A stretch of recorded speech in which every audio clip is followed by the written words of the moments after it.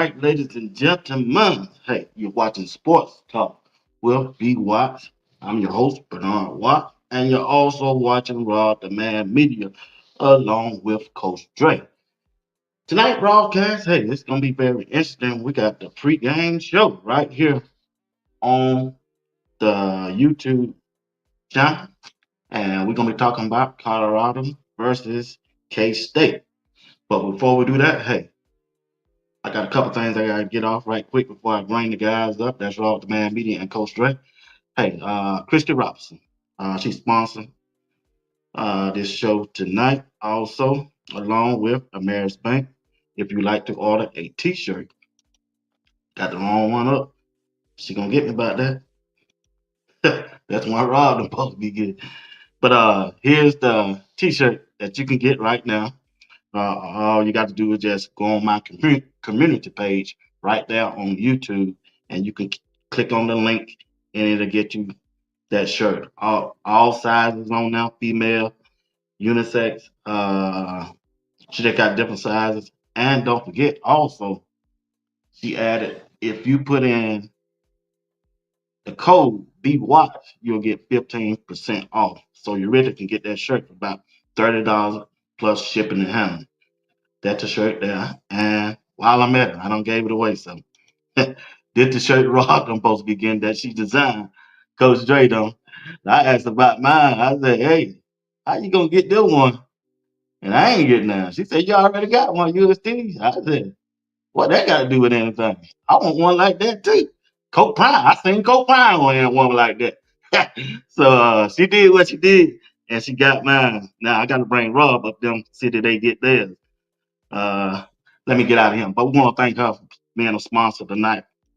That's her information right there. Christy Robinson, Beautiful Blitz Creation. Information right there is on the screen. And also I gotta do what I gotta do, y'all. I'm sorry. Marist Banks being a sponsor. They here until the season end. I appreciate them for everything that they have done for me doing the show. And that's the information if you need a checking, banking, uh, checking, saving, CD, loan, give them a call. Doesn't matter what city or state you're in. All right. All right. Hey, let's get down to business. Got that out the way. All right. Let's see. Let me bring the guys up.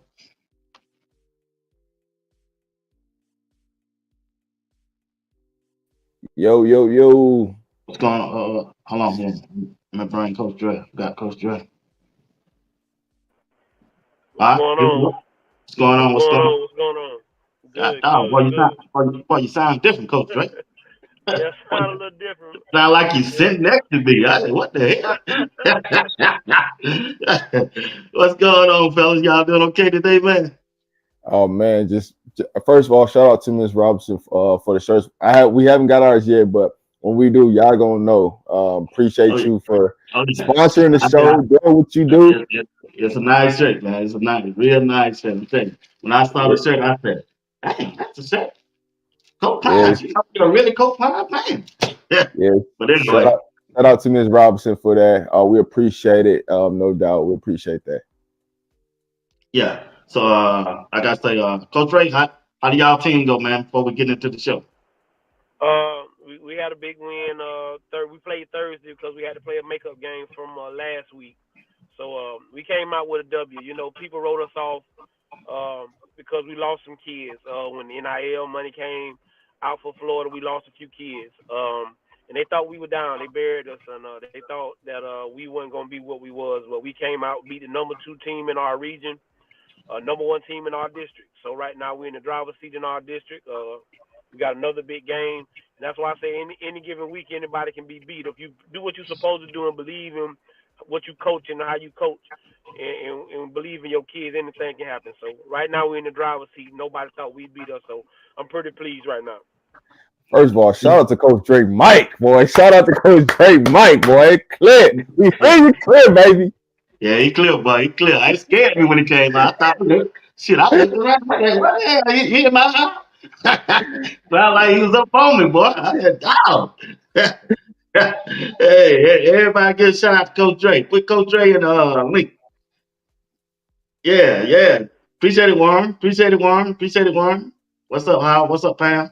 Miss Johnson, Brian. What's going on with you? See you, Buck. What's up, bro? Janelle, what's going on? Miss Phyllis, always a blessing. DJ Miami. Appreciate y'all. Appreciate y'all. Appreciate y'all.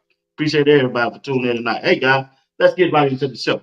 We ain't gonna hold y'all long. Hey, when we look at Coach Prime and the Colorado Buffaloes getting ready to start, well, we already in Big 12 play.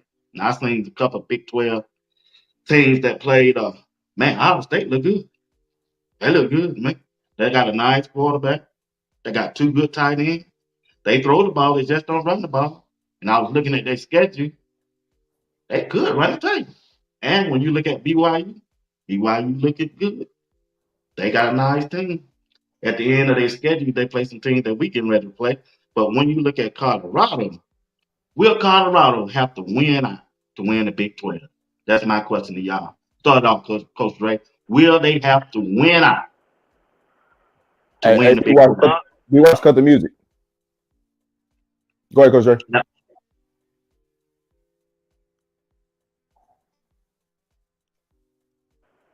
Yeah, I mean, when you look at it, anybody can be beat on any given Saturday. It's any given Saturday right now, and you saw that this week. Us having to win out, that's always the goal. To be 1-0 each week, to take care, to control what we can control. I don't want to say that because right now Kansas State got one loss, and they still got them above us, and they still in the top 25. So I don't necessarily feel like you got to win out. I think you got to beat who you supposed to beat. Like I said, I watch Iowa State. BYU is who BYU is, and they have the components to do what they have to do.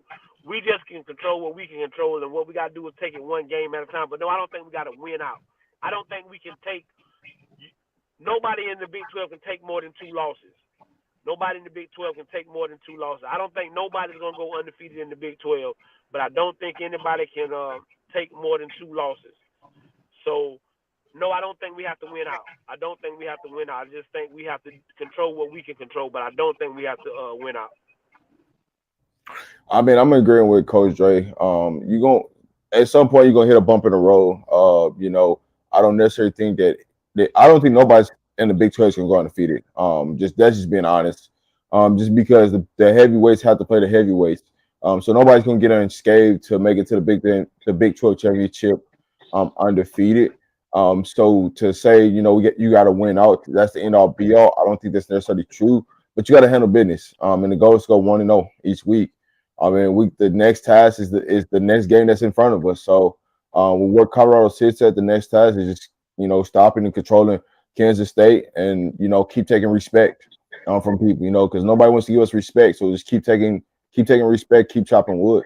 So when you look at the way the Big 12 is landed, the way the landscape is out right now, you got to feel good where Colorado stands there because it's an open path to us to make it to the Big 12 championship. All right, when we look going in, to play Kansas State, what are some key factors that y'all will be looking at as this game fold out? We use Go ahead, Coach Ray. You look at it, we just got to do what we've been doing. We got to get better each week. Our defense is what we believe in. That's our identity right now. I'm not going to sit here and tell nobody no lies. Our defense is our identity. Offensively, we just need to keep growing. Keep opening the playbook like Pat doing. Showing, I think he hasn't showed everything, but he showed a lot. Keep running the football. Keep us a good little balance. Like I said, I'm never going to say it's going to be 50-50, guys. It's going to either be 60-40, one way or the other. And it doesn't really make any difference to me which one is the 60 and which one is the 40. As long as we're getting both involved in the game. And we got to not turn the ball over, not put our defense in bad positions, and continue to be consistent in what we're doing up front, blocking. We got to keep that momentum going with what we had going with the offensive line. So we got to do our thing. In KState gonna try to run. We've seen this type of team all year. A decent quarterback that can run, maybe not the greatest at passing. They'll try to get him outside and stuff like that. But the biggest thing is you have to not make this an emotional game. The same thing I told the Florida boys about going home to Florida. The same thing I'm telling the whole team. Let's not make this about Dylan Edwards coming back to Folsom.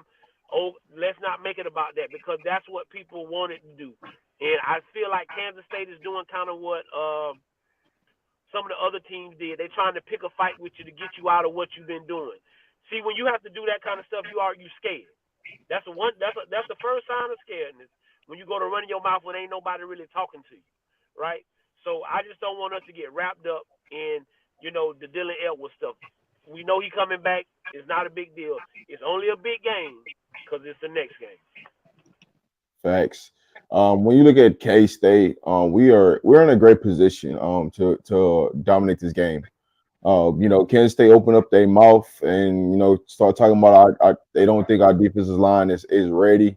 They think we some young pups up front. So our defensive line already heard the chirping. We ain't said nothing. We ain't open up our mouth. We ain't do nothing. We prepared. And for some of y'all might see it floating around on Twitter somewhere. There's the video.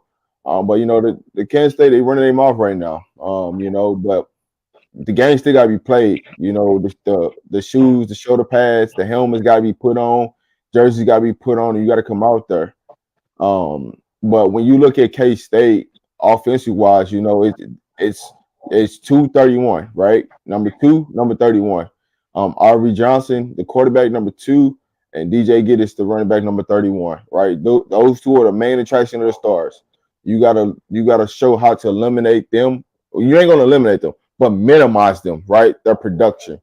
Avery Johnson is one of those people, he'd rather run than pass. If you force him to have to pass the ball and you put pressure on him, he's going to turn it over. It's proven in every loss they've had this season. If you put pressure on him, even the ones they should have lost against Tulane, if you put pressure on him, he's going to turn the ball over. Just as well as their running backs. If you hit them and you keep pounding them, they cough up the rock too.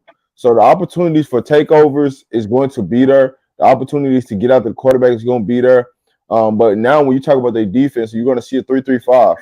For those who don't know what that is, it's going to be three linemen, 3 linebackers, and 5 DBs. So you're going to see a lot of zone. They're not going to play, Colorado man. They just know better. If you want to go out there and man up Colorado, if you want to, you're going to see a lot of points being put on that board. But you're going to see a lot of zone. They're going to try to – I project and looking the way Kansas State has been going, they're going to try to take some things that they've seen in Nebraska and use it with their 3-3-5. They see Nebraska do, they're going to try to utilize that. Now, Kansas State does have a little bit of speed at the linebacker position to help them, and that's why they're successful with that 3-3-5.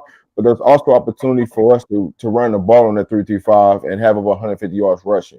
So the opportunity is there for Colorado, for sure. Okay. Hey, we are fourth in the season, 1/4 into the season, right? And when I look at the job that Coach Prime has done, I think he can be considered as Coach of the Year so far as that part of the schedules has been played already. When we look at where we came from and when we look at it now, and the adjustment that he done made so far this season, and I know I haven't been there in person to see the sideline coaching, but that time out before halftime in last game, and when Pat Sherman and Shadul, when they were filming, they were ready to go for it. But Coach Prime jumped in there, said, no, no, no, no. Let's get the ball out, get out of bounds, get whatever y'all can. We're going to kick this field goal. That field goal took Colorado up 3 scores. I think it was 13 or 16 or whatever points it was. That was key, knowing that they weren't going to get the ball coming out at halftime first. So the coaching right now, it's been superior to me, especially as the head coach. And like I say, but right now, with the fourth for the schedule already been played, he's my coach of the year. So what you think? What y'all think about the coaching Coach Prime has done so far? What y'all thought? He been coaching for over 20 years. He been putting in the work. He know what he was doing. Now, it's adjustment. Everybody has to learn.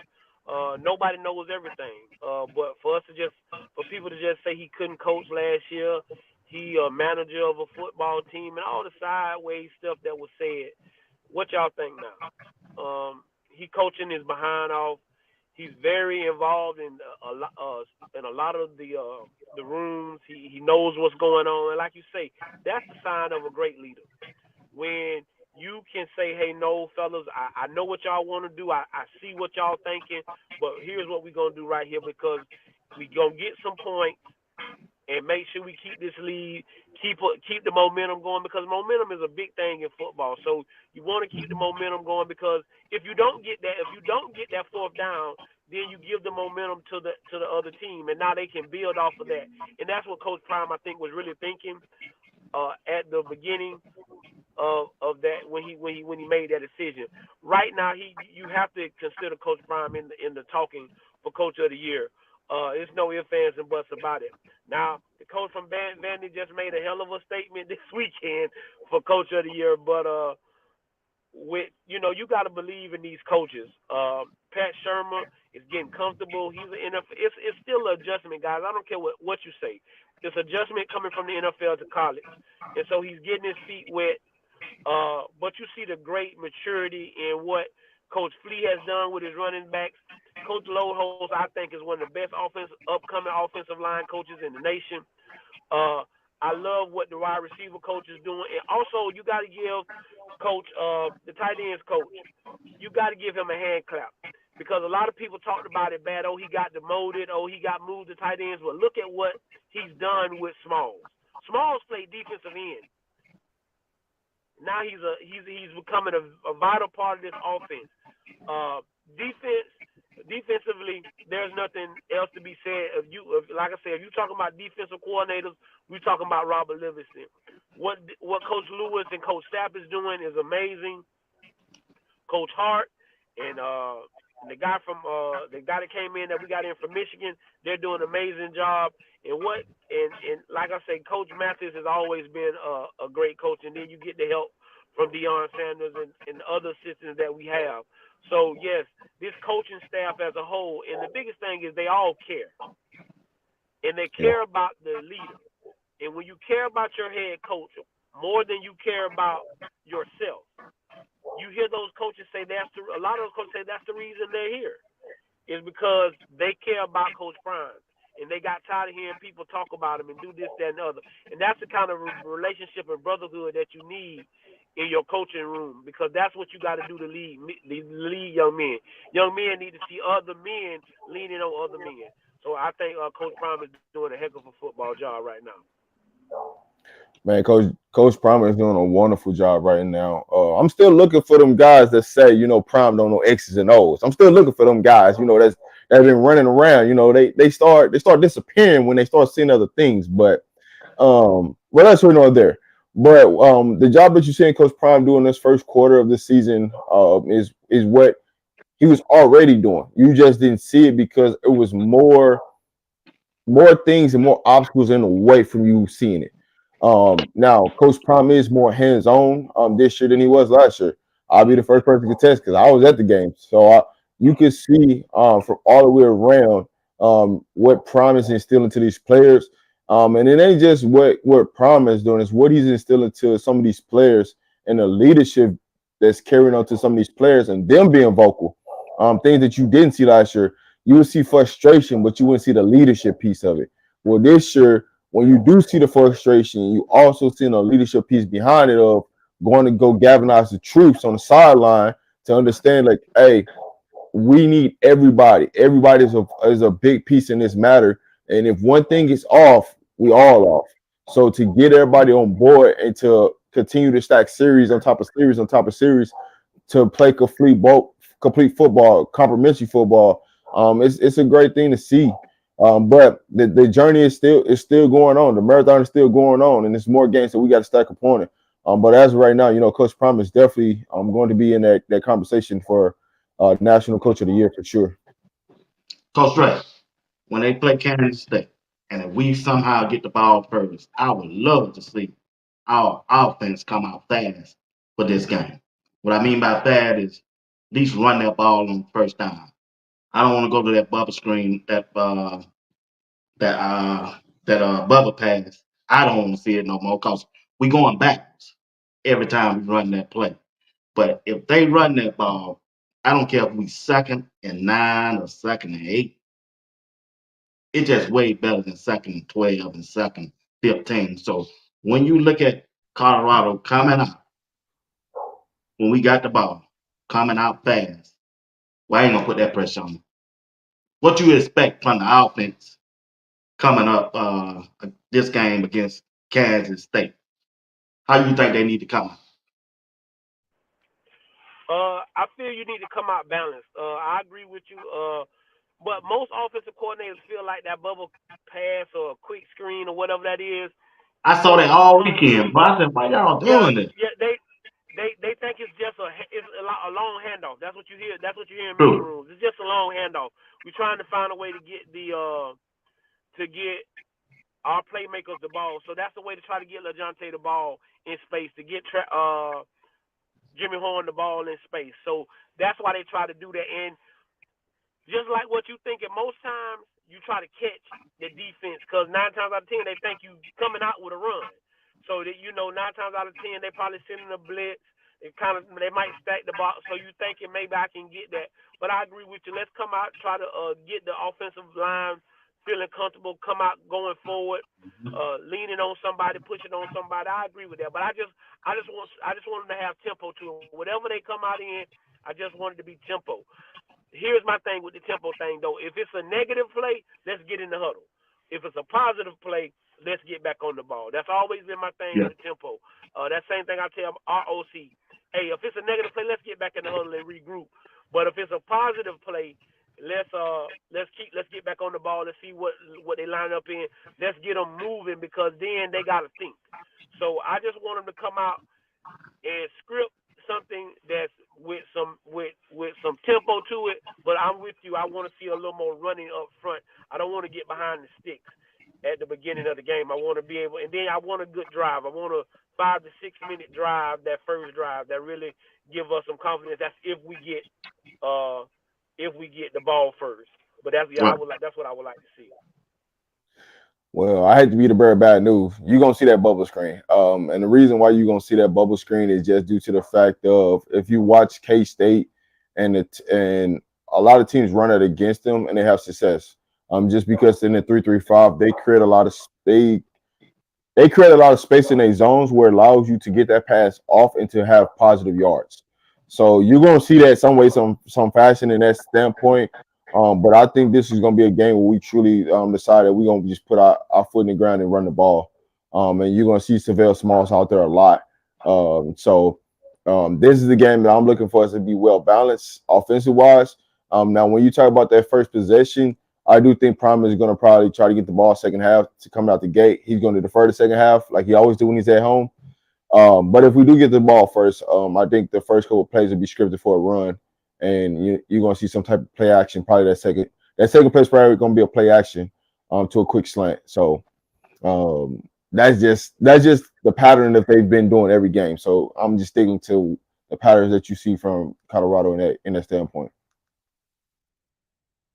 Okay. All right. Hey, the strength of Colorado team this year to me is the defense. The defense. Coach Coach Lewis, Coach Sapp has been a great hire for Colorado. And the improvement of the defensive front is way major better than it was last year. The key, I know we got good linebackers, but when you look at that defensive front, the key player is Block Bullet. It's hard to move him off his spot. And then when you can throw in Shane Coates, Barnes, come on, chat, help me out. Free Barnes in the chat, free Barnes. And when you throw in Barnes and all those guys, I'm not worrying about the defensive end right now, but the defensive line. The way they playing this year is way different from last year, and that's why I think the success of the defense is looking better than last year. Because remember, this year having no running back ran 100 yards, ain't no wide receiver caught 100 yards on. So when you look at the defensive front, What have y'all seen so far out of them that have impressed y'all? That we got at least 5 to 6 guys that we can rotate in. Like you say, the leader's block bully. That kid is everything that he said he was. Everything that everybody thought he was. He's a stump knock in there. He gets in there. He demands a double team. If you don't block him in the double team, he will. He will disrupt your backfield. Barnes, besides jumping off sides every now and then and getting a couple penalties, Yeah. he been doing everything he that we expect him to do.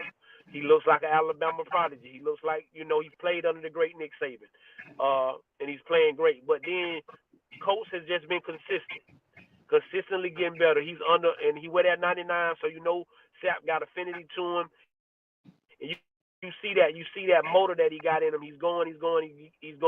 Amari McNeil has been doing his thing up there, and then the kid 47 that's been getting in the man, he's really been doing his thing.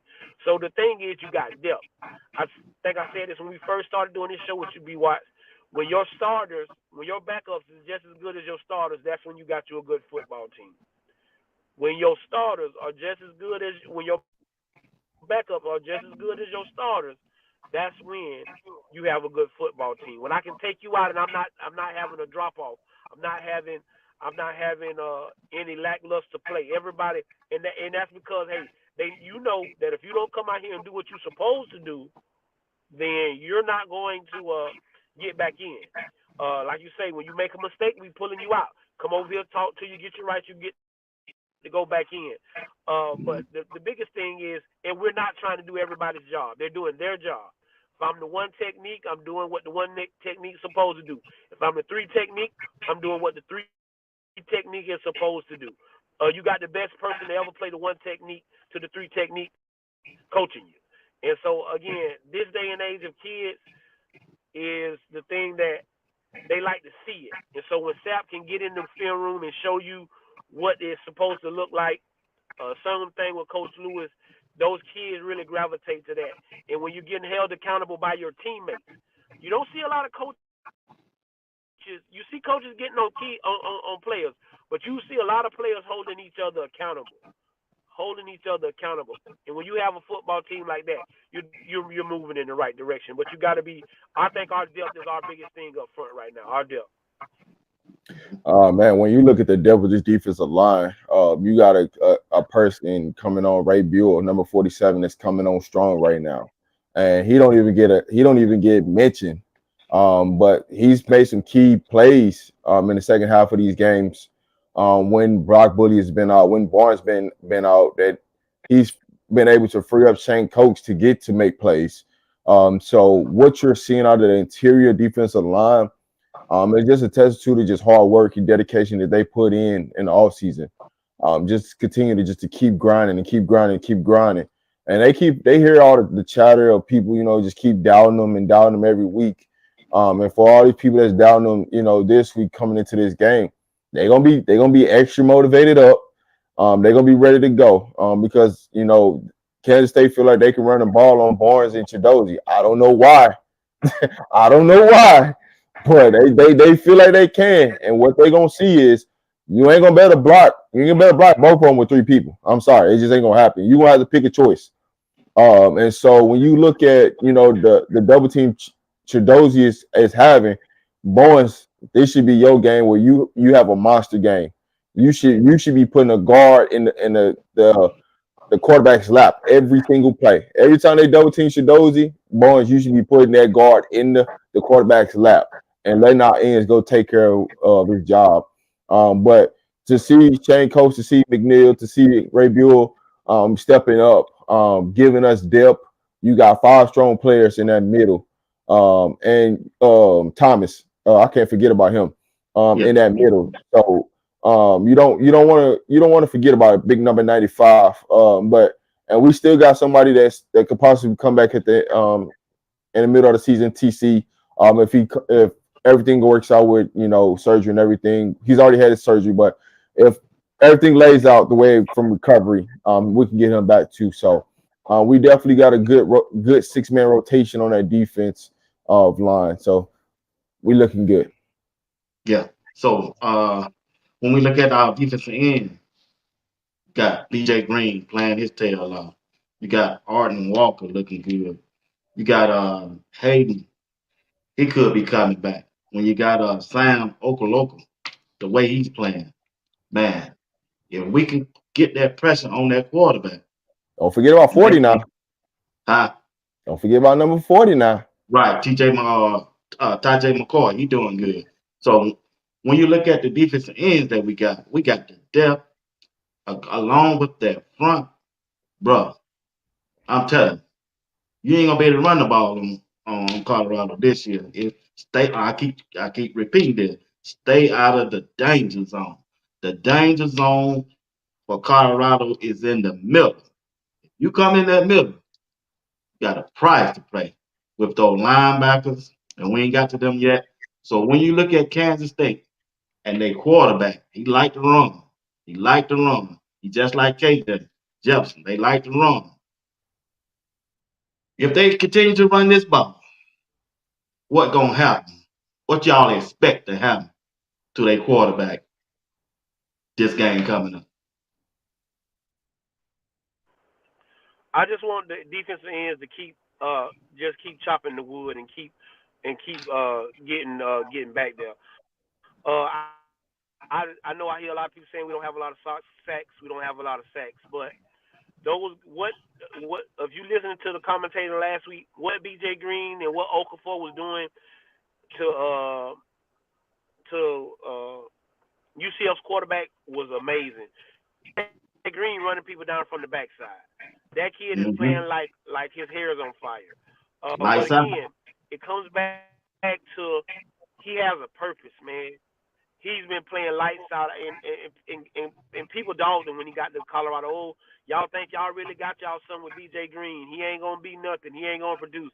Well, hey, I guess y'all didn't know what y'all was looking at, and you got to give it up for McCoy.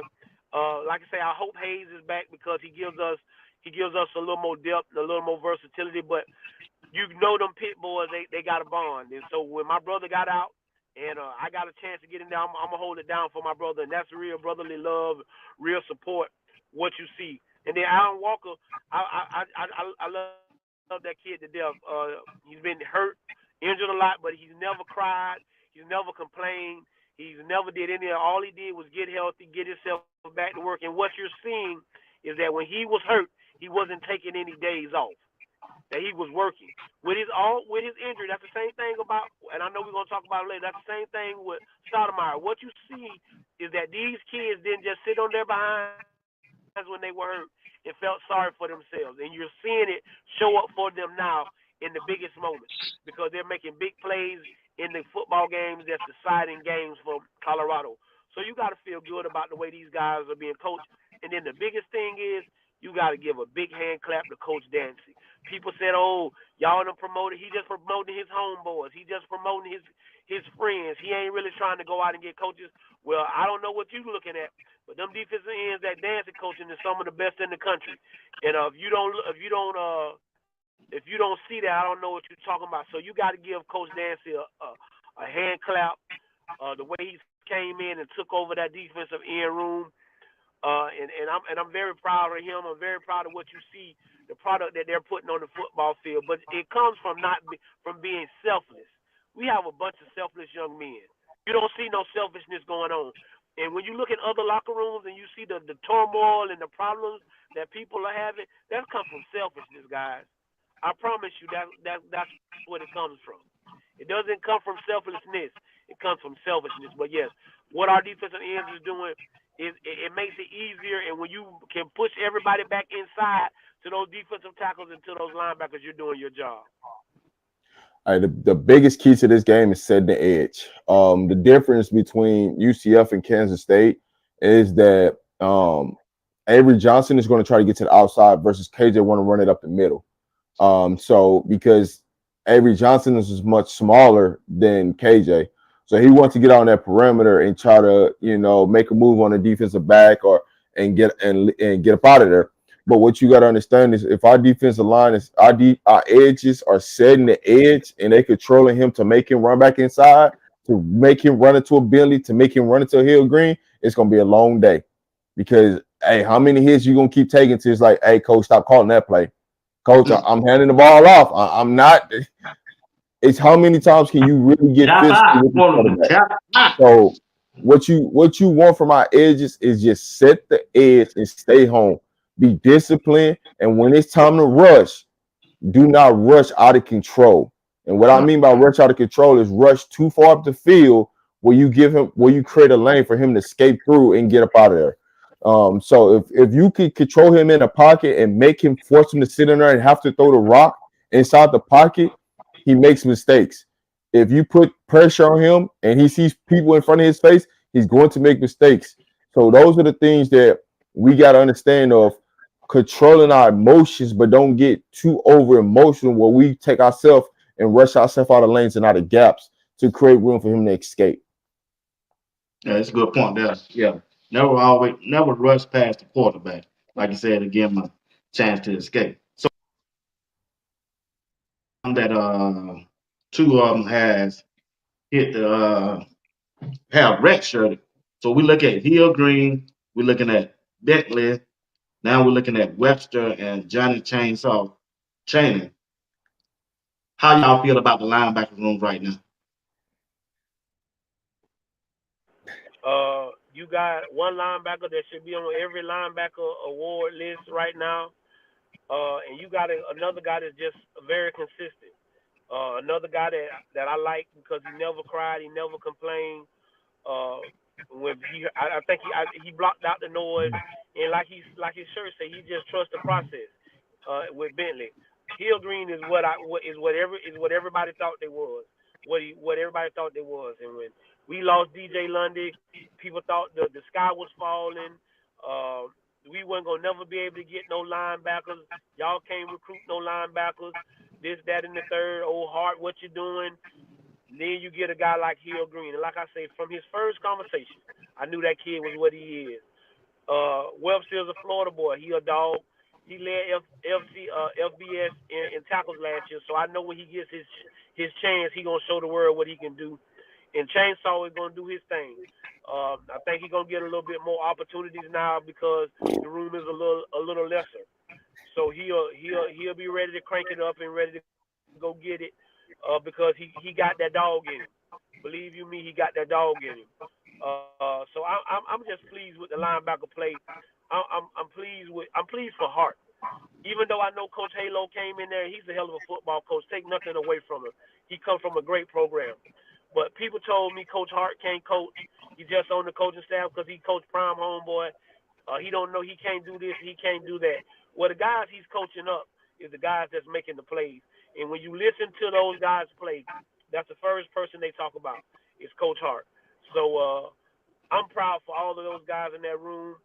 Uh, and what I'm saying, another selfless act is Bentley was the guy with the green dot on his helmet, getting the calls. Now Hill Green is the guy with the dot on his helmet. Nobody probably realized that, but you know why you don't realize it? Because nobody made a big deal about it. You don't hear Bentley crying about it, making a big deal about it. Hill Green is the guy with the green dot on his helmet, making the calls and setting the defense up, and Bentley is out there doing his job and helping. Both of those guys are leaders in my book. I think we have some of the best linebackers in the country. And if Hill Green doesn't end up on the Butkus Award list, finalist list, we got a problem, or y'all don't know what football look like. Hey, BWatts, get ready, crank that chainsaw up. Get ready, Hey, crank it up. yes, sir. Hey, they about to let him off. They about to let him off the chain. I'm I telling can't you wait right to now. see it. I can't They wait, about, Rob. they about to let him off the chain, and this is the perfect week to let him off. You got a speed quarterback that want to run around and we got the perfect linebackers to go hit him. Right? You look at Hill Green coming down when he hit you, you know he hit you. When you got Billy. When he come down and hit you, you know he hit you. You're feeling it, right? And now when you go to the third down sub package, now you got Webster in there. Now you might keep Hill Green in there. Now you're gonna get a chainsaw Chaney coming in on that third down. And what if they start blitzing chainsaw Chaney? He go back there and dislocate one of them quarterbacks. Mm. What? Hey, You seen it. Hey, Coach Harden already told him, hey, listen, you next up. You ain't got no you He all the sure said opportunities. it. He sure said it. Hey, you can't waste them now. Because listen, everybody to move out the way for you. They did something selfless, red shirted, and gave you the opportunity. Now it's on you because if you can't get it done on this third down sub package, or when we need you to come in and get this stop, you can't say you didn't get the opportunity. So your blessings is finna come to you. Your blessings about to come to you. Now this is the week to now you get to go show it. Right? You ain't playing, you ain't just playing special teams. You gonna get out there and be able to hey, go make something happen. But to get back to the whole linebacker play in totality, what our linebackers are doing is can't be talked about enough, right? We always talk about how the DBs are doing this and doing that, but the linebackers are the ones that's going to go clean up plays. They going to go make sure, hey, to keep everything rolling on the back end, hey, go in there and put your nose, stick your nose in there, right? We don't see the linebackers run up in the same hole. You see them shoot the gap and go make a play. Shoot the gap and go hit the running back. Tell you right now, if we keep K-State to 3rd and 5 or 3rd and 7, we got a great chance of winning this Right. game. Don't keep it out of short distance on 3rd down. And we got a great opportunity because our linebackers can go make plays. That's what I love about this linebacker room. Yeah, good point, fellas. Good point. Hey, when we look at our cornerbacks, DJ McKinney, Travis Hunter, Preston Hard, Colton Hood, Coach Ray, as a defensive coach and a defensive coordinator, it make your life a whole lot better when your defensive back can cover one-on-one, press coverage. Anytime you can go man to man and you know you can count on them, you can do a whole lot of different things with your defensive front. And the way that our defensive backs are playing, they're playing lights out so far. That's the key. I think a lot of people might miss that, but the biggest thing is what Robin Livingston brings to the table. He came in and he shook up that defensive back room. He moved some guys to corner. He moved some guys to safety because he knows what the NFL is looking for. Again, you have to give great credit to Coach Prime going to find. That's what he was going to find. Somebody who could get these guys ready for the next level. When you got Travis Hunter on the island over there, you because last year I think we had one guy you felt comfortable with playing press coverage with or man coverage, and that was Travis. This year you got a long linky corner in DJ. You got Cotton Hood who can come in. Those three are interchangeable at any time. You got a safety and Preston Hard. And Sam and Silman Craig is like I told y'all, he's the real definition of dog. He ain't playing with nobody, and he's the definite leader on this defense. So when your leader is the guy that's in the back end, that's leading, that can see the whole field from the backside, you're in good position. Uh, but that gives you a chance to blitz more. That gives you the chance to get pressure on the quarterback because you feel comfortable with your guys that they're gonna only have to cover somebody for no more than 4 seconds, and you feel comfortable with your guys with what we got back there guarding somebody for 4 seconds. Um, we got some young bucks that's coming up that's learning the ropes behind these guys. Well, here's the secret that everybody in that secondary, except for Travis and Silman Craig, is coming back probably. Unless DJ gets a first round grade, I think everybody in that secondary is coming back next year, and that's nightmarish for anybody that plays Outside against of Preston Hard. Colorado. And I do mean, oh, and Preston Hard. That's nightmarish for anybody that's coming back. Uh, so we have good depth, and it goes back to what I talked about earlier. Your backups are as good as your starters. Cotton Hood doesn't start, and he be starting in the SEC, which people say is the best conference in America. If he was on Auburn right now, he'd be starting for the University of Auburn, and he's coming off the bench for us, giving us great minutes. He's just as good as our starters.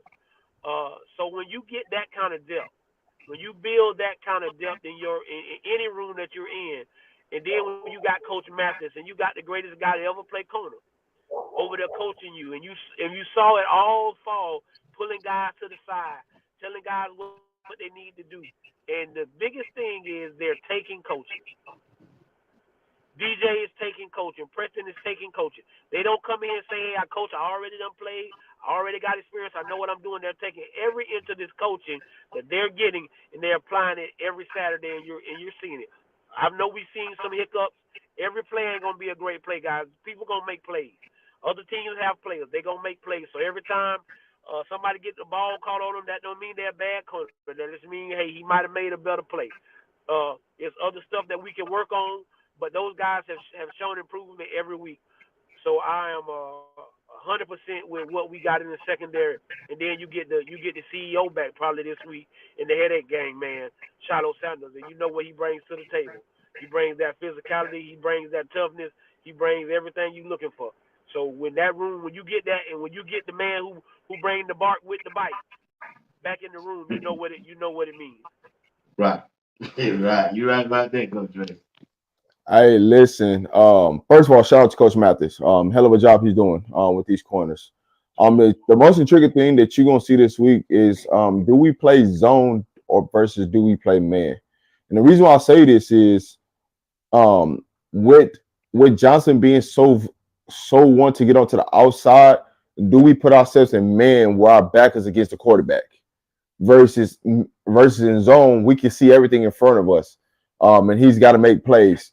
Because if you have the ability to get home with your front four and you don't have to blitz, it makes it so much a beautiful thing on the back end to do a lot more things and have more versatility.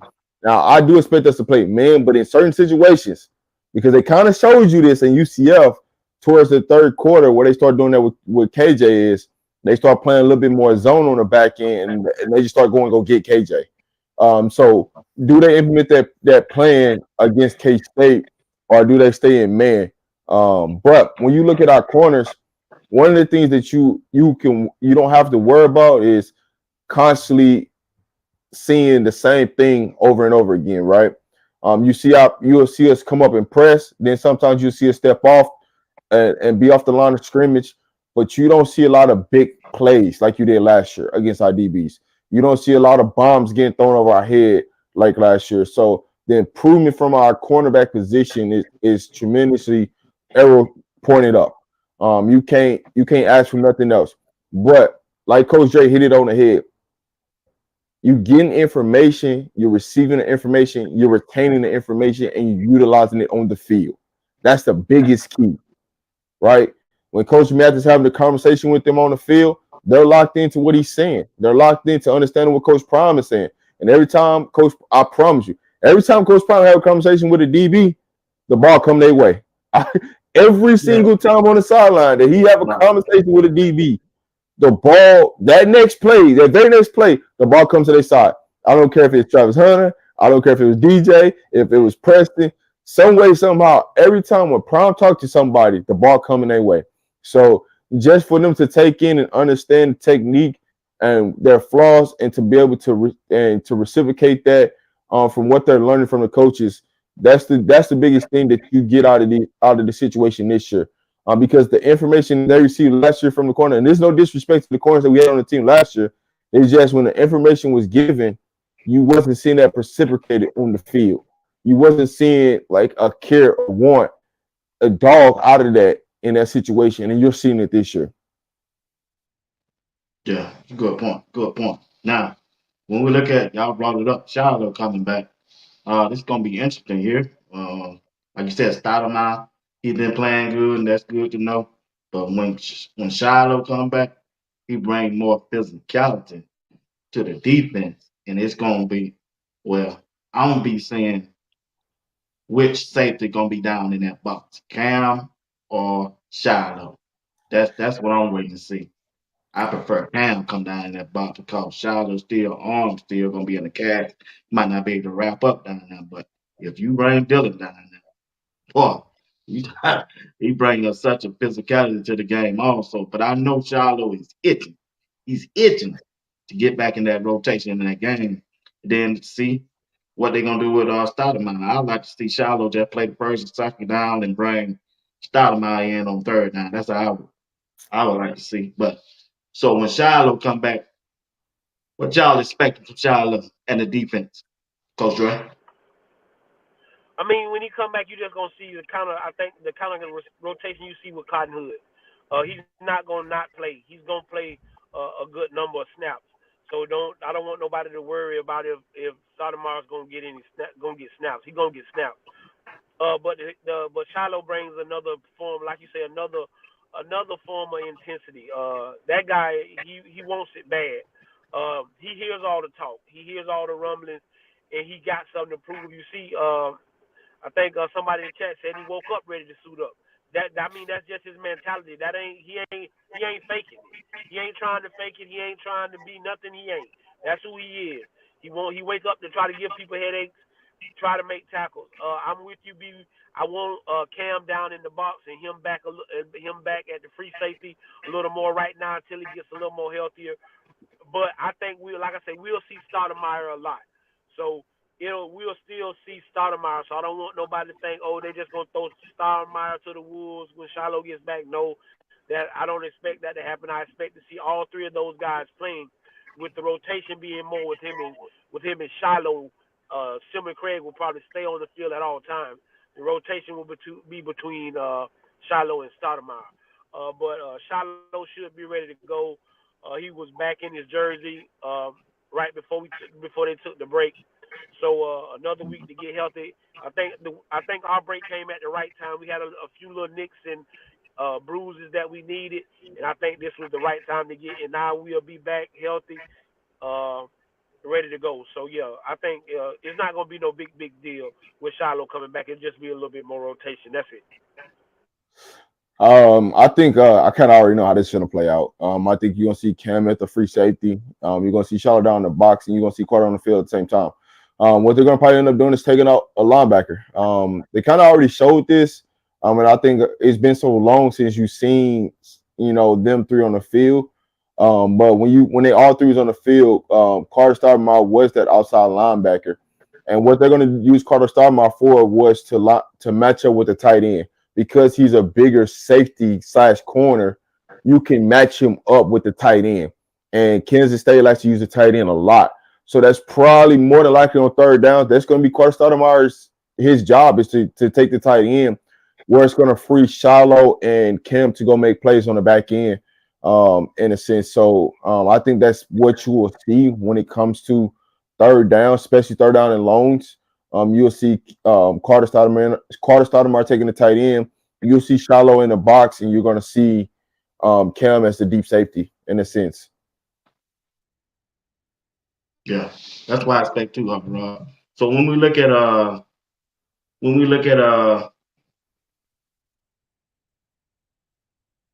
sorry. But But when we trust look me, at our running game, here's what I would say. I would love for them to put Colin Hood on the tight end, but I'm just going based upon what we've seen before Shiloh got hurt. So that's what I'm going off of, what I've seen being at the games. okay, that's a good point. So when they do have the ball and when Dylan Edwards come in, what kind of defense you think we ought to be? Still being man to man or go to zone? And for what? What we going? I mean, he's not What, going. What we not going to do? What we not going to do is let Dylan Edwards getting in the game dictate what we going to do.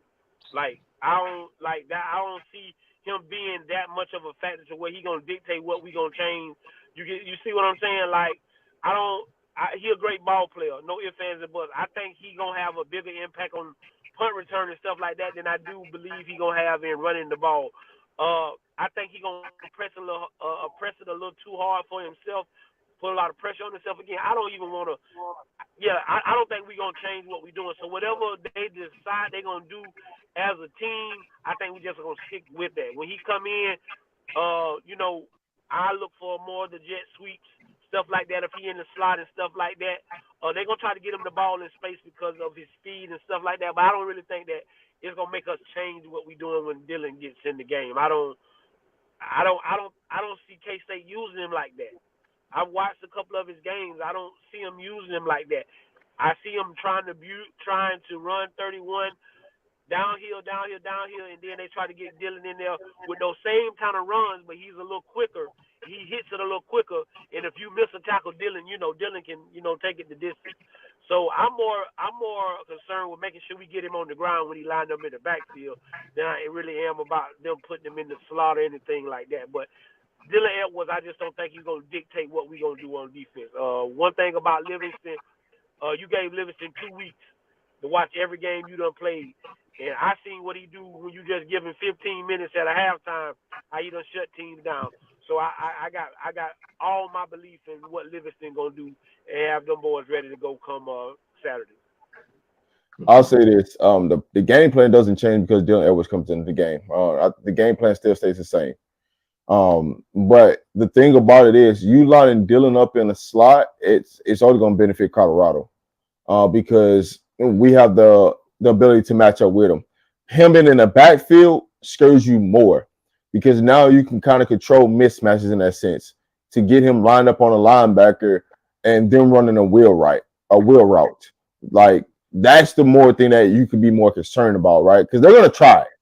If they watch tape, they're going to try that wheel route. It's just a matter of time if it comes out the first quarter or the fourth quarter. You know they're going to try a wheel route with Dylan Edwards. It's going to happen. But the game plan doesn't change because he comes in the game. It stays the same. What you do know is if you want to run Dylan Edwards up the middle and you want to run him into Hill, Green, and Bentley, go right ahead. Go right ahead because he's put the ball on the ground this year. Just like Geddes, number 31. He's put the ball on the ground this year. So if you want to keep running up that middle and you want to keep running into the linebackers, do what you do best. Because I promise you ain't going to like the results that come with it. So they're going to try to get them on the outside of the edge to minimize how many hits they get. Because one thing about Dylan Edwards, he ain't really trying to get hit. He's trying to utilize his speed and get out of there. But he ain't trying to get hit. And the more you hit Dylan Edwards, the more opportunities he's going to give you to put that ball on the ground. Yeah, that's a good point from both of y'all. Yeah, I want him to come through that middle. That's that danger zone. Danger. We're wrong. That's that danger zone, man. You don't want to come in now. But so when we look at the special team, how y'all like the special team this past Saturday against UCF? Oh, we got better. We definitely got better from the week before. Like you say, we just got to be special on special teams. Kickoff, the young freshman kicking off, he did real well. I was very pleased with the way he kicked off. And Mata got his confidence back, and he let you know that he got it back. And that's the biggest thing with kickers. I don't think people understand that. Kickers is way more mental than it is anything else. It's mental, getting in their mind. Once you miss a kick, when you go out there, that's what you're thinking about. Am I going to miss this kick? Am I going to miss this kick? That's what you're telling yourself. And it's just like what you got to tell yourself in life. Hey, man, I can. It's going to be all right. Keep pushing forward. And I think Marlo had to get himself back into that. So I was pleased with how we handled kickoff. I was definitely pleased with the way we did field goals last week. And our punt return, Jimmy Horn, he ready. We got to get us one to the house for the year, maybe two. Right. I feel real good. But I just think that we put a little more emphasis on it. And then, like I say, with some kids doing some things, it also made you have to put some of these other guys on special teams. And Coach Prime says this all the time. You got to be special on special teams. And a lot of you guys, this is how you're going to make the NFL, right here. Because your position might be full of good players. But the reason they keep you is because you can get it done on special teams. So now you get tape of some of your starters out there on special teams so we can make sure that you get it done. Because, boy, I tell you in high school, boy, that's what, when it's crunch time, boy, we getting our best of them go out here on kickoff. We ain't going to lose games because of special teams. And I think that's the one thing that Coach Prime really emphasized on after the game before the UCF game, where we were, we wasn't special on special teams at all, but we still got the win. But I think special teams is getting better. I think we put emphasis on it again last week, and now with the boys getting back, I think we'll put more emphasis on it. But I'm pleased right now with the special teams. I'm not worried at all. This the one game I can tell you right now. You might see the best 11 special team players play this weekend because you do not want to give Dylan Edwards no opportunity. Like what they do to us with Jimmy Horn and Tay back there. Why can't we do the same thing? Kick the ball at the end zone. Don't even give them an opportunity to have an opportunity to run anything back, right? When we get a Right. punt, kick that thing to a corner where they can't do nothing but either raise their hand for that first catch or that ball going out of bounds. Don't even give them an opportunity to return nothing. But this might be the game where you got to put your best 11 players out there. They can go down there, they can cover space and go tackle. Because we've been in opportunities where we can make big plays on special team when it comes to punt coverage, and we haven't. And so those missed tackles can hurt us and really change the game. So Yeah. we need to see our best 11, especially on punt, on kickoff, our best 11 players that can go down there and take care of business. Punt return, we just need people that can just come in there and that's willing to block, that's willing to block to create a avenue or lane for us to take off and shoot a gap and really hit a home run. But outside of that, when it comes to Mata, hey, Mata just he got his confidence back. We good to go. All right, keep doing your thing. Let's roll. Mark, hey, listen. All we need you to do is just be you. Give us them good 55, 60-yard punts. Give us some hang times to get us to allow us to get down there and cover. And we just got to go make tackles. That's simple as that. Just keep it simple.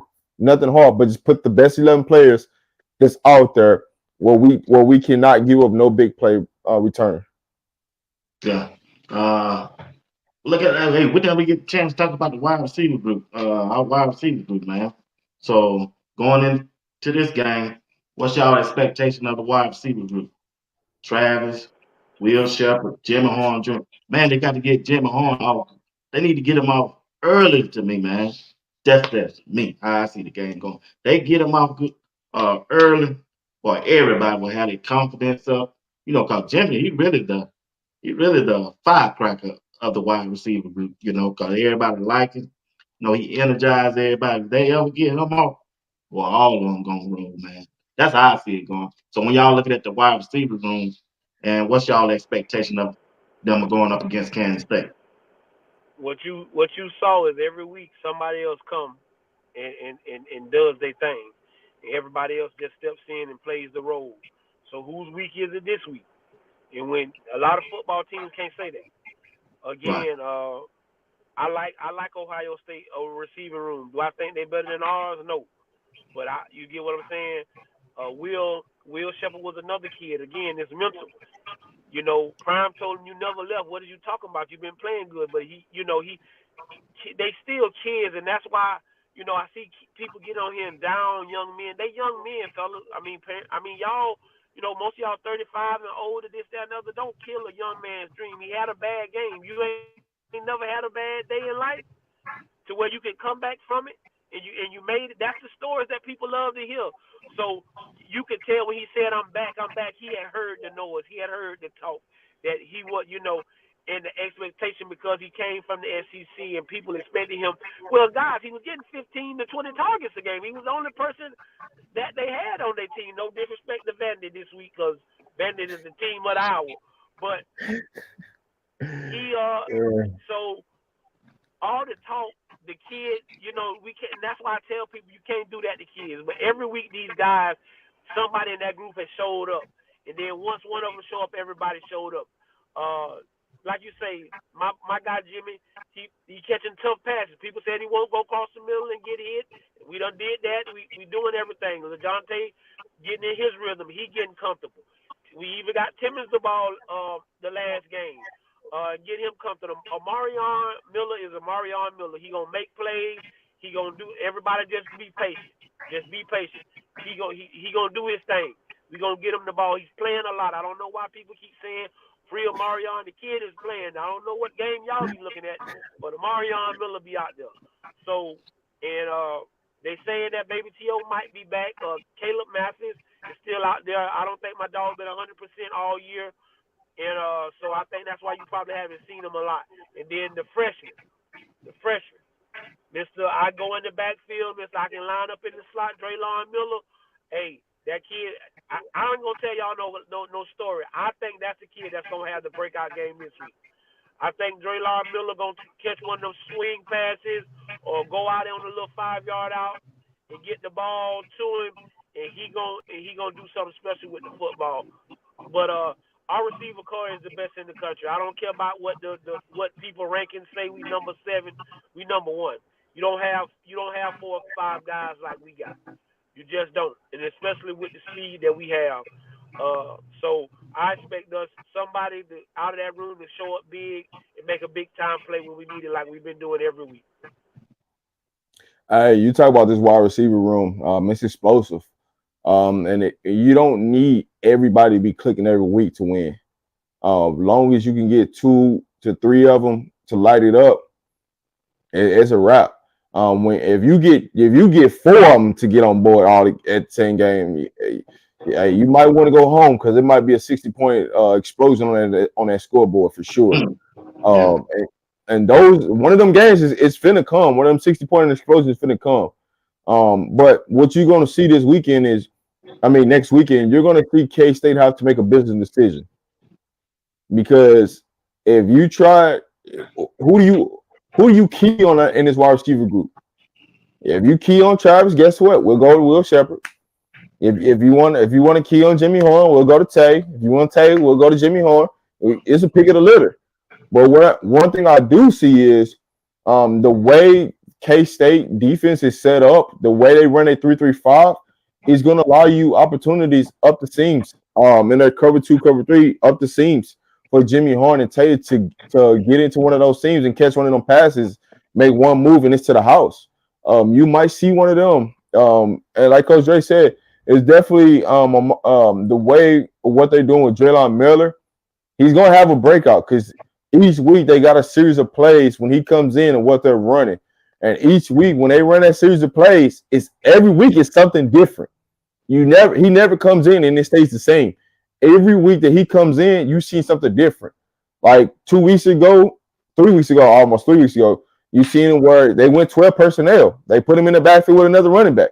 And Right. then the next week, he's in the slot. Then he motions to the backfield. Like they're using him in so different in many ways that it's just a matter of time. You're gonna give him the ball, and somebody gonna have one of them DBs gonna have to make a business decision, and he gonna run over him, or he gonna make a move and he gonna get up out of there. So his time to break one is definitely coming. But Kansas State definitely gonna have to make a business decision. What do you take away? Do you take away these receivers, or do you try to stop this running game? One or two is gonna be some. You're gonna have to pick a choice. And when you got an explosive offense, anything is happen. Anything is possible because one thing, if you ever watch K-State this season, when they had to play against explosive teams, they struggle. So you look at Tulane and they had to play against an explosive offense with wide receivers, they can go get it. They struggle. When they played against BYU and they had explosive offense, they struggle. But when you become one-dimensional, like Oklahoma State, you play into their hands. So as long as you're not one-dimensional and you play complementary football in both aspects of the game, it's a problem. It's a problem. It's a good point. It's a good point. So when we look at our running back room, which running back? I know you like all of them. Which running back you expect to have a big game against K State? I I'm gonna go with Isaiah from what he's been giving us. He's been Boy, consistently he look different, give boy. He look been a, different. he consistently been giving us what you're looking for. I think Hayden is working his way back to being healthy. Michael Welch is what Michael Welch is. He everything you're looking for. But what Isaiah give us both of those in one. I like the way he moves. He's real patient with it. He try to set the blockers up and things Hmm. like that. So that's who I'm looking for this week. When you look at that 3-3-5, Isaiah get to the second level. He's a home run hitter if he gets out there. I like Michael and Hayden, right up the gut, giving us some hard yards, running hard, and then you bring in Isaiah and let him finish it off because what people think is Isaiah is not as strong as he is. You saw that in the UCF game. They just thought, oh, I'm gonna get up and just, that little bump tackle can get him, and he bounce off and keep going and get us 10, 15 more yards. So Isaiah is the guy who I truly feel gonna have a big game against K State. Like I said, I have love for Michael Welch. That's my guy, been my guy since day one. I'm always rock with him. And like I say, I think that Dalen is just getting healthy. but I was glad to see him get his confidence. Again, it's a mental thing with football when you're coming off injury. And everybody else is playing well. But again, you see a selfless room. Do y'all not see that? We've talked about that in every room that we have.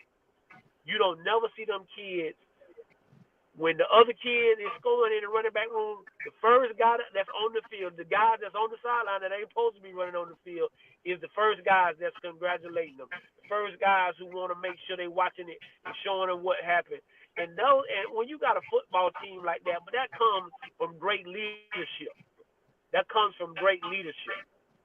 And that's what we got right now. But that running back room is stacked. And like you say, hey, we still got one in the chamber back there that could surprise people. You know, I think they probably gonna redshirt him because we haven't played him a lot. But boy, that Hood kid is something special. That Hood kid is gonna be something special. You remember I said that Hood kid, he gonna be something special. Right. So I think our running back room is loaded for Bell. So this week, I mean, I was going with Isaiah. Coach J took it. But I think what the key thing that we're gonna need is we're gonna need a Michael West this week. Short downs, getting them 31s, getting them 32s for first downs, and also in the red zone. Michael West's ability to lower his shoulder and get in that end zone. But I got a combination of two. I'm going Michael West and I'm going Draylon Miller. I think you're gonna see something explosive from Draylon Miller out the backfield. That's gonna set this game up for something different. So I'm going with two, Draylon Miller, and I'm going Michael West this week. Boy, okay. I gotta look at that. I gotta look out for that one. You throw one in on me there. So, hey, uh, college football this week, this Saturday. Uh, Coach Brown was off. Which game, which college football game was the most surprising to to y'all? It don't matter which one you want to talk about. Which game was the most surprising? Was the Miami comeback or the Vanderbilt upset? Which one? Yeah, which one of them games surprised y'all the most, man? Man, them boys from Andy Vandy. Them boys from Andy Vandy, man. Yeah, Nobody listen. I told everybody. Nobody won money on their parlay. Nobody won money on their bets. Nobody picked Vanderbilt. Nobody picked Vanderbilt to win. If you pick Vanderbilt to win, you gonna have to show me your ticket. You gonna have to Yeah. show me your ticket because. But if you watch all season, if you watch Vanderbilt should be almost undefeated. They played everybody good. They're not the same old Vandy. They're a different type of team. And they what got I screwed think out a people couple thought games. was what people thought was that, and this ain't the same Alabama. That ain't Saint Nick. Hey, that ain't Saint Nick over there on the sideline. That's Kellen DeBoer. Right. He a great football coach. Don't get me wrong. But that ain't St. Nicholas over there. That's Kellen DeBoer over there. And those guys believed in themselves. And that's what you saw.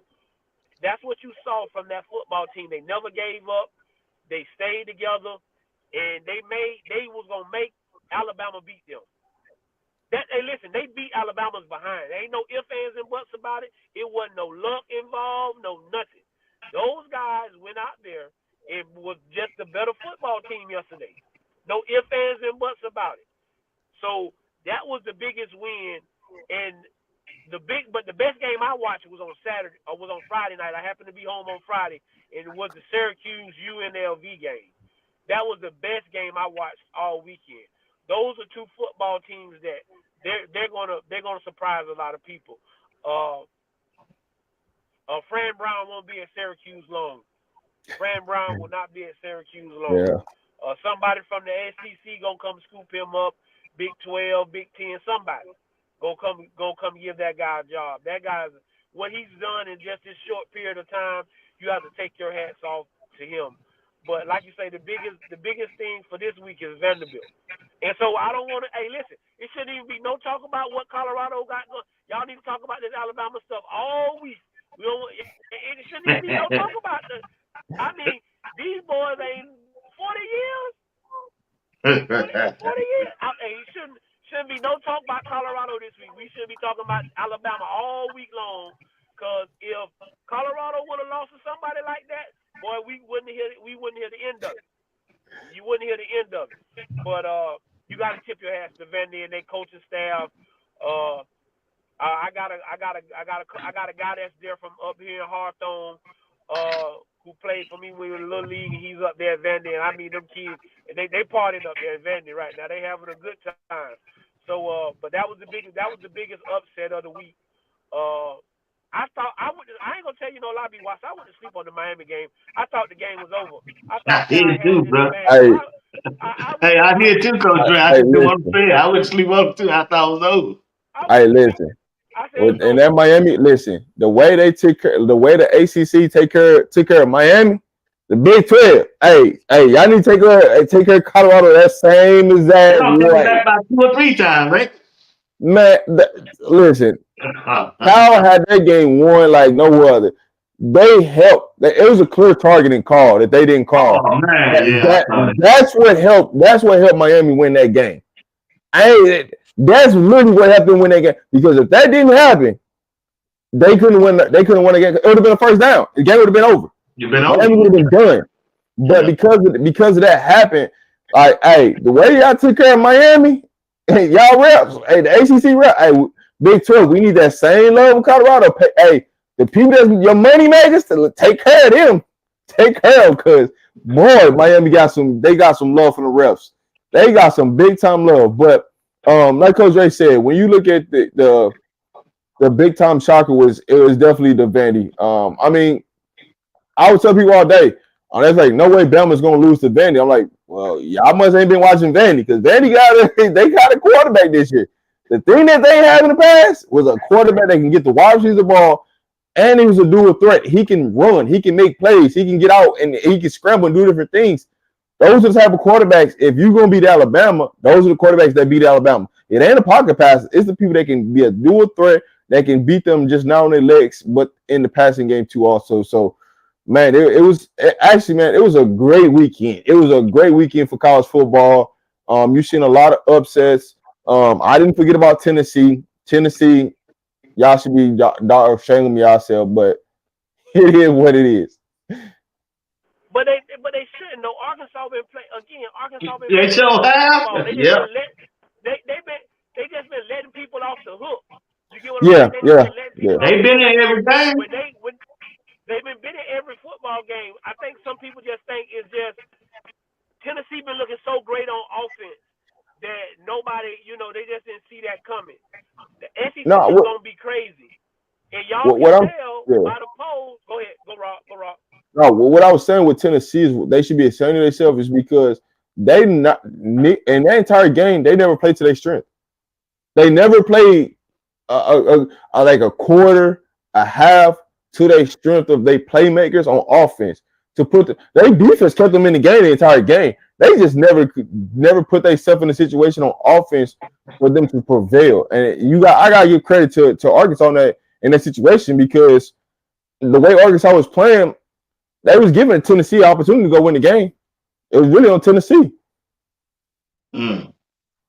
So when you I don't know if y'all saw the Georgia and Auburn game. Man, what's going on with Auburn, man? Why they can't catch a hope? I didn't No even put that quarterback. down. They ain't got no quarterback. Wow. It's They just, ain't got it's no just quarterback. They ain't got no like quarterback. I mean, they got the skill. They they got the could make skill some position. plays. Georgia really been dominating to the fourth quarter. Listen, Georgia's not dominant as most people think it is, because the talent is balanced out. That's what people don't understand. The talent has balanced out to where they can't just overpower you now. Right. They can't, because I the know. talent's balanced out. I know. So when they rank the I AP, mean, go ahead, Coach. I'm fat. I mean, no, you good. I mean, no, put it back up. Put it back up. Be what? Put the rankings back up. I mean, look at what I'm telling y'all. People thought I was being funny when I said this. Right now, if you did the top 12, the SEC will have 6 teams in the playoffs: Texas, Georgia, Alabama, Tennessee, Ole Miss.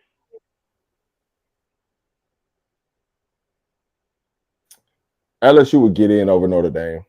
And Who? LSU will get in over Notre Dame. You think so? Yeah. Now who LSU though? They got a loss on their record. They ain't really played nobody. No, Notre Dame got lost on their record too. And what I'm saying is everybody up there got to still play each other. Georgia still got to play Texas. Georgia got to play Ole Miss. I don't. Clemson, Ohio State and Houston, Oregon got to play Miami each other. Miami and Clemson got to play each other. You get what I'm saying? Right. So that's what it all boils down to is, and like I say, I know people want to say why we not ranked. We haven't beat anybody in the top 25 yet. Facts. We haven't beaten anybody in True. the top 25 yet. We're not gonna get ranked until we go out here and handle business this week. Again, be 1-0 this week. Then now you can talk about being ranked.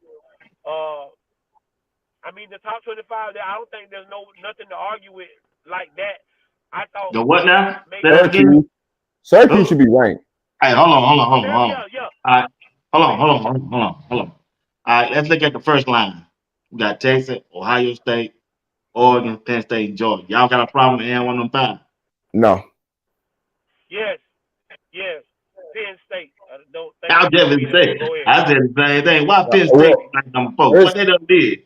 here's why I say I don't have an argument with it, because I know what's gonna happen with Penn State. When they get to a big time game, you ain't gotta worry about them winning. All this gonna work itself out. So that's why, like, when the rankings at like the 6th, 7th, 8th, and 9th week, it don't really matter to me, because I know they haven't really played anybody yet to really determine to validate their ranking. And Penn State ain't played nobody. Right. The only reason why Penn State has got to jump ahead is because Alabama, Tennessee lost, right? Georgia don't look as dominant as they should.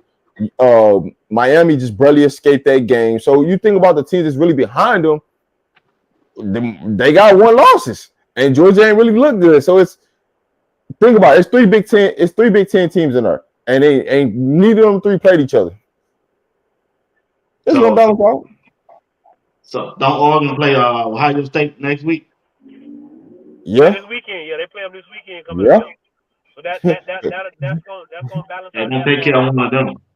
Yeah, off that top line. It's a lot of big time games this weekend. It's gonna validate a lot of this stuff, and we're gonna find out who. So, Coach Dre, you said if the playoff was start today, they're gonna have 6.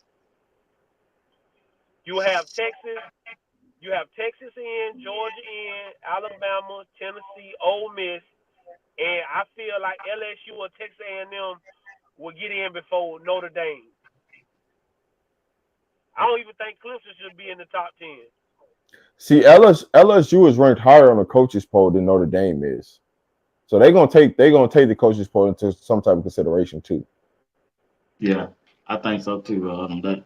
So when you look at that second row, the 6th, 7th, 8th, 9th, and 10th, you think Ole Miss is the 9th, 10th in the country right now? No. I don't either. All I like up there is Miami and Tennessee on that second row.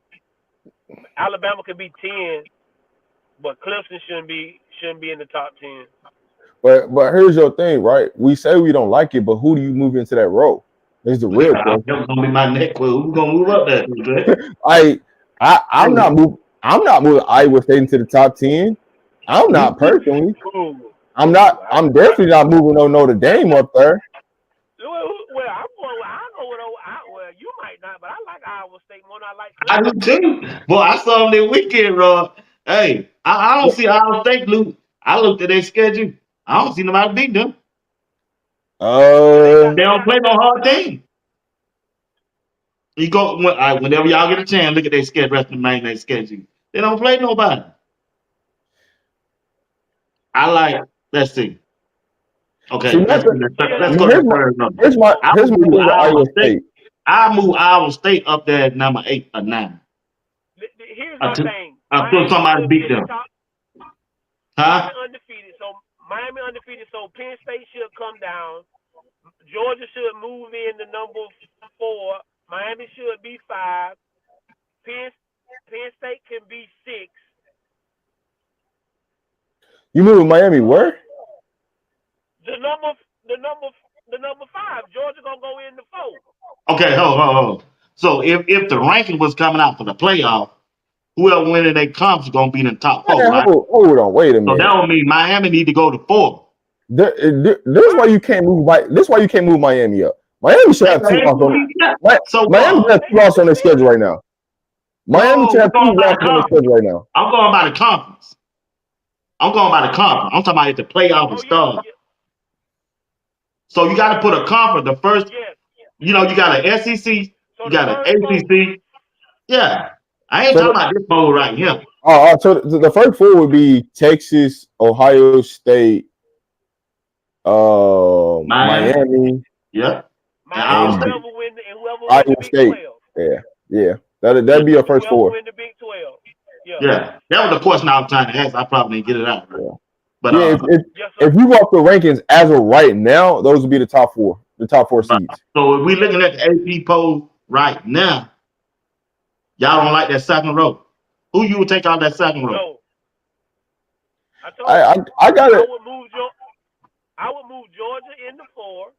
Miami would go up to 5. Lord have mercy. Do BYU and Iowa State play each other?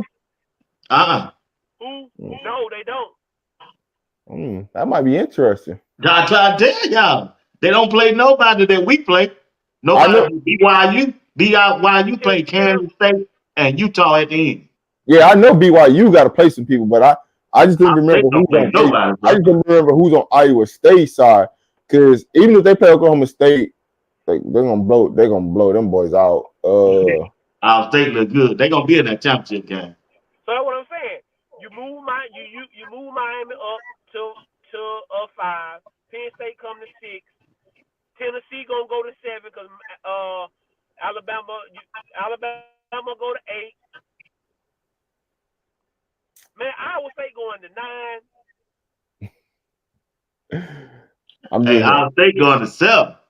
I'm just not ready to crank them into the top 10 Iowa yet. State going to 9. Why you would? You didn't see them play that weekend? Man, I see what they did. They got a quarterback that can throw it. They got 2 tight ends, big 6'4", and can go get it. Yeah, I'm just looking for just one more week from them. One more week. This is my thing, Rob. You see how far Missouri dropped? Yeah. They lost this weekend, right?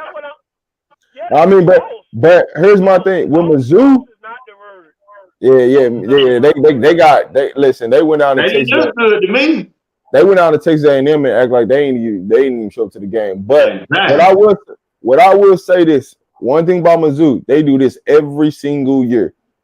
When they get to big time games or ranked games on the road, they do this every single year. You can look it up. Every single year they get blown out or they lose to somebody they ain't like. It was like this when they played LSU last year. The same situation. And it was around the same exact time every year. So hey, hold on. This is the other thing, fellas. Boy, Indiana undefeated, right? Who? Indiana undefeated, ain't they? Oh yeah, I got about them go Drake. Yeah, they look good. Yeah.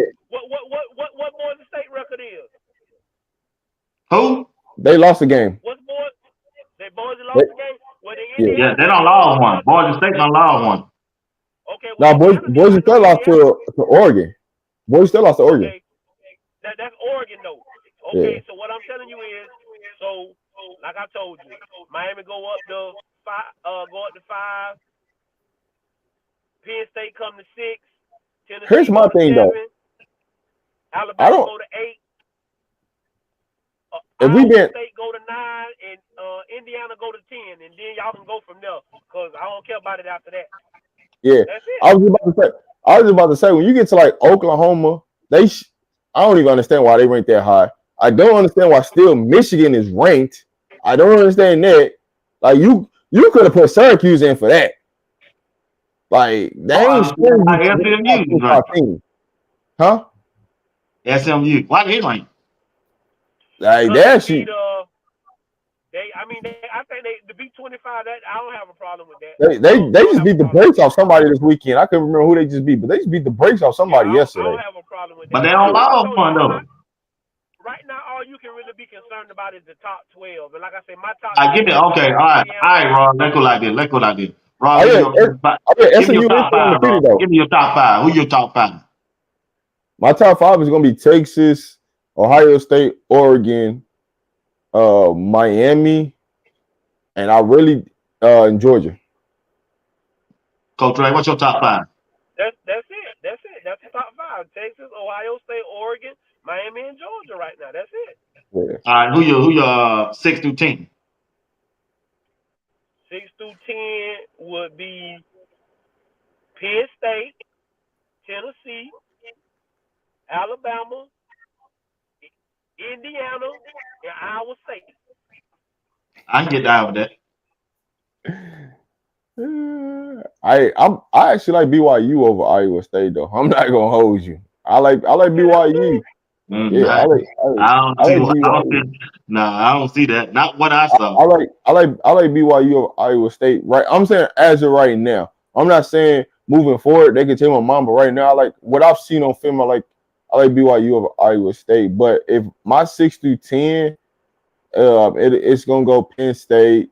I'll take Alabama. I'm not putting it in like a Pacific order. Um, I can go with Ole Miss in there. Um, let's see. Hold on. So we got Penn Right. State, You get real Alabama. sticky after that. Yeah, because Real Tennessee, sticky after that. I know they can be better than what they are though. That's the crazy thing about it. Um, I don't really like what I've seen from Clemson so far. But they ain't really playing That's why. nobody either. Right. Right. That's the point. With Texas A&M getting a quarterback back, they starting quarterback, I could put them in the top 10 over Clemson. Texas A&M with them getting a starting quarterback back, and the way that defense is playing, Yeah, it looks good. It looks good. I could take They them over did. Clemson. I could It take them looks over good. Clemson and Ole Miss for sure. It looks good. It looks good. It looks So good. I'll But put y'all gotta also go ahead. You boy. gotta also remember that the money gonna dictate a lot, especially them these back 3, 10 through 12. After you Yeah. know what I'm saying, you get the conference championships. They gonna try to get five SEC teams in the playoffs. I'm sorry to tell How y'all many? that they gonna find five. 5 to Okay, 6, yeah. yeah. Who the five? Who the five? If the playoffs start right now, who your five? Oh, that's easy. That's Texas, Texas, Georgia, Alabama, Georgia, Alabama, Tennessee, and Ole Miss. Ole Miss, yeah. But what I Wow. will say, Ole what Miss or Texas You A&M, ain't got the whichever seven one. more I spots, think man. Texas. Listen, I think Texas A&M gonna sneak in there. I think they're gonna be. They're the sleeper team Okay, of right. the You SEC. only got five. You only got five Yeah. spots left, right? After Yeah, this, huh? hold on. Nah, you So just you only named said five. You just named five from the SEC. That means you ain't got but 7 spots left. Yeah. okay. So then you put in Ohio State and Oregon. They gonna get in. All right, that's 7. Miami, All right, you need 4 more. Big 12 champion. Big 12 champion, and All right. maybe a runner up. It depends on what it looked like. But the Big 12 champion, let's just say the Big 12 champion, All right, you need 3 more. they gonna Boise put State in. gonna get in They gonna they because they ain't playing nobody. whoever is the conference champion in the weaker conferences, they gonna automatically get an automatic bid. No, That means Boise it goes to State. the highest ranked. It don't go to the champion. It goes to the highest ranked G5 school, which is gonna be Boise State because they ain't So it'll playing be nobody. Boise. Yeah, it'll And be they running back Boise. gonna run 20 yards per game on everybody else the rest of the season. So yeah, so you say Boise, You got 2 more spots. Bo- So so then you go so then when you look at those 2 spots left, that's between like just think about it. Those 2 last spots will be between Iowa State, Notre Dame, LSU, BYU, Texas A&M. That's who your last 2 spots will be and between so right and now. then so this and so here's the point. If we win the Big 12, we automatically in. If we Right. don't win the Big 12, we only can lose like 1 or 2 games because they'll put us in because we gonna draw money. Money, yeah. They're gonna put us in because we draw money. We get in I because we just, draw I money. just want us to get in. I don't care how we get in. I just I want us to listen. get I listen. in. And the minute we get in, they're gonna make sure we get that home game though, because they're gonna try to get that money now. Yeah, I just hope we Money. get in. It kind of it kind of scary. It kind of because you don't know how they gonna look at Notre Dame and how they gonna look at Penn State. But see, here's the But thing but that you but Penn State in a heck of a conference. So I don't I yeah. they know, they but gonna still, they they gonna play got that they got to baby. play Oregon. They got to play Oregon. They got to play Ohio State, and I think they still got to play USC or somebody. So I don't like. I just don't think. I think they'll have about 3 to 4 losses. I think Penn State Here's will have 3 to 4 losses before it's all said and What done. Illinois? What they in? They in Big Ten. the Big Ten. Yep. Right, Yeah. Just think, I mean, if you look at the AP, majority of these teams are from the SEC and the Big Ten, like right. Indiana, Yeah. like Illinois, Michigan. That's all Big Ten teams. So like the bottom half of it is Big Ten, Big 12. The upper half is Big Ten, SEC. But Yeah. here's the thing. Here's the thing that we gotta. If BYU and Iowa State ain't playing nobody, you gotta want them to continue to win because if we Right. are able to get into the Big 12 championship, then they have to put one. They got to put both of the teams, no matter who wins the conference. They got to put both of the Right. teams There in. you go. There you So go. you kind of got to root for them to still win in the Big 12 Iowa State because they don't play nobody. You still got to root, and then you're gonna need to beat them in the Big 12 championship to get both teams in. Right. Okay. Right. There you go. Yeah. I can go with that. All right, guys. That was a good lesson there. Uh, I appreciate everybody who rocking And with us tonight. But it's crazy. It's crazy though too. Is that they should have put Nebraska in over Michigan, and Nebraska ain't lost but one game. They should have put them in over Michigan because they look better than Michigan. And you know why they not ranking. You know why they not ranking Nebraska, right? they probably went on until they play what you got. That ain't it. They ain't ranking Nebraska because then you got to move Colorado up, and so you don't want to get. You trying to keep Colorado as low as possible. So it's a maturation of why they not doing that. But that make it interesting then. Yeah, that's why. Very. That's why. As much as I hate Nebraska, we kind of got a root for Nebraska to keep winning too, also because that's going to help our ranking too. So we know we can't get no help from UCF. We already know that. We can't get no help from Baylor. We know that. We dang sure don't get no help from North Dakota State. So the only team that we can get help from will be Nebraska in a sense. That do make sense. That do make sense. All right, guys. I ain't need to go with this long, but it was a good show. Appreciate everybody that participated in the chat and everybody who all hit the like button, who all done subscribe to both of the channel. But that's all I got. Y'all got anything? We get out of here. Oh no, we just appreciate y'all for tuning in. As always, we know y'all could be anywhere in the world doing anything right now on this Sunday. But y'all here rocking it out with us. We appreciate everybody for tuning in. BWatts, you going to the game? Oh yeah, I All will right. be there. Oh yeah, I I'll be want to there. make I'll sure be if there. I said something. I'll be there. Yeah, I but hate for it to be so late, but I will be there.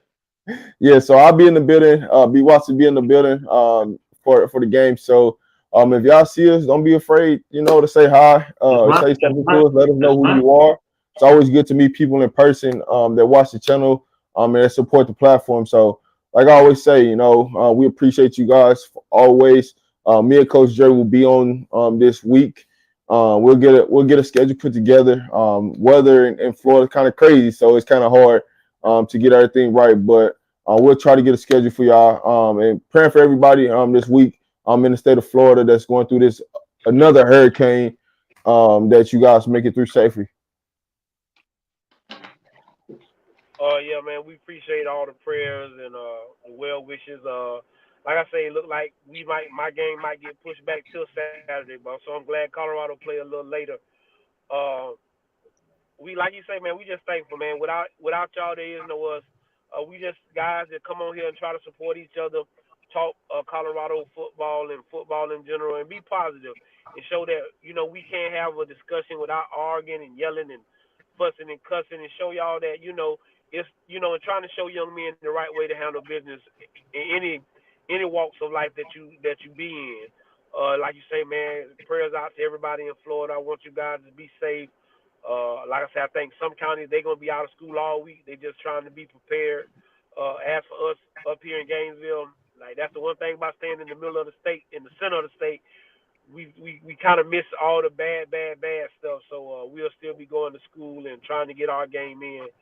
But like I always tell you, man, if we send big shout out to my brother and everybody who got y'all hear me crispy because I got a new microphone because we got y'all saying y'all couldn't hear me talk and stuff like that.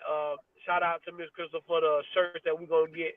We appreciate everything that y'all do. Make sure that y'all check out my brothers. They'll be at the game this weekend. Make sure y'all tap in so they can put faces with names when people be talking in the chat. They'll know, they can kind of put their face with the name. And as I always say, if we send no ships out, no ships will come in. And if there's no contest, nobody can win. Games can be won if they haven't been played, and prayers can be answered if they haven't been prayed. I am your man, Coach Drake. That is my brother, Rob the Man, and that's my brother, BWatts. We'll see y'all next Sunday. Peace. Appreciate y'all, fellas. All right. Once again, want to thank everybody for tuning in. Appreciate Coach Dre and Rob the Man meeting and everybody who participated in the chat. Appreciate y'all. See y'all again on Sunday with those guys. I'll be back on tomorrow night at 9 p.m. if you want to check in with me. But once again, I thank each one of you. I'll be back with Steve Woodland on Tuesday. Greg said it on Thursday. And like I said, hey, you watch the Sports Talk with BWatts. You don't mind, hit the like button and subscribe to the channel. And also, don't forget about the sponsor tonight. That's Christy Robinson. Like I said, if you want a shirt, let's get this shirt out here for y'all. That's the shirt. That's the new one she done made. If you like to order, go on my community section on YouTube. Click on that link and make sure you put in